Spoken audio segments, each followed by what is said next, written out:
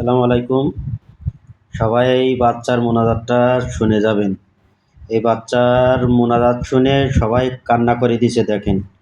কত সুন্দরভাবে মোনাজাত করেছে, কত সুন্দরভাবে দোয়া করে দিচ্ছে।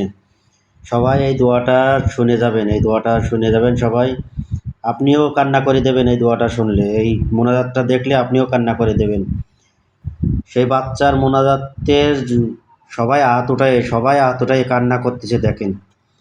ভিডিওটা সম্পূর্ণটা দেখে যাবেন।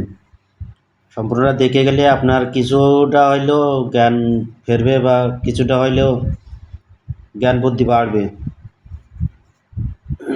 আল্লাহ, আমার তো বাবা নাই। আল্লাহ আল্লাহ কিছুদিন আগে আমার বাবা আল্লাহ বিদায় নিয়ে গেছিল।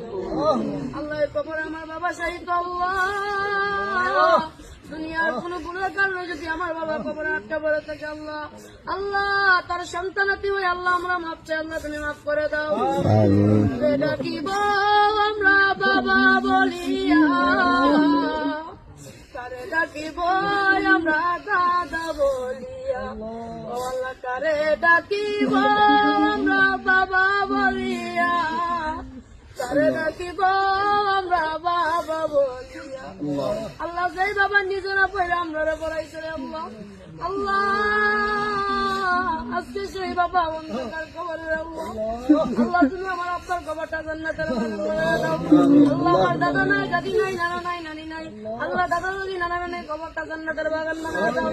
আল্লাহ তারা তো দুয়ার আসে বসে থাকে রে আল্লাহ, আল্লাহ তারা দুনিয়া আওলাদ পাঠাইছে, আল্লাহ তারা তো আজকে অন্ধকার কবরে, তারা আওলাদের কাছে আল্লাহ সাহায্য চাই।